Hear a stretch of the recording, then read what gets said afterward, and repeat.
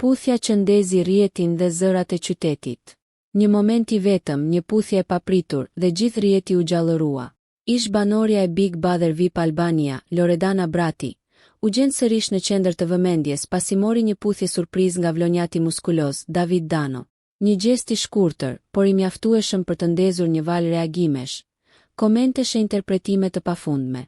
David Dano, që publiku e kujton për hyrjen e tij të bujshme në mbledhjen e Këshillit Bashkiak të Vlorës më 29 shtator, kur kërkoi me zë të fortë dëmshpërblimin e banesës së tij, u shfaq këtë herë në një tjetër skenë, atë të vëmendjes virtuale. Puthja e tij, e dhënë pa paralajmërim, u bë lajm më shumë se sa vetë fjalimet e politikës së ditës.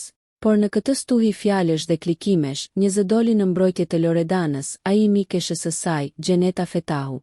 Përmes një postimi të sinqertë në Instastory, Gjeneta nuk nguroi të vërë në pa anën njerëzore të Loredanës, duke e përshkruar atë si një vajzë pozitive, të thjeshtë dhe pa qëllime të fshehta.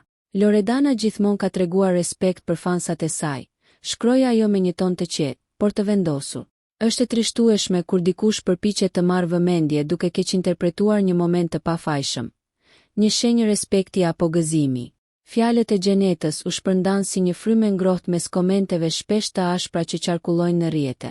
Në fund të mesazhit të saj, ajo e mbylli me një fjali që tingëlloi si një reflektim i thjeshtë, por i thellë. Mos harroni, energjia e mirë s'ka nevojë për zhurmë.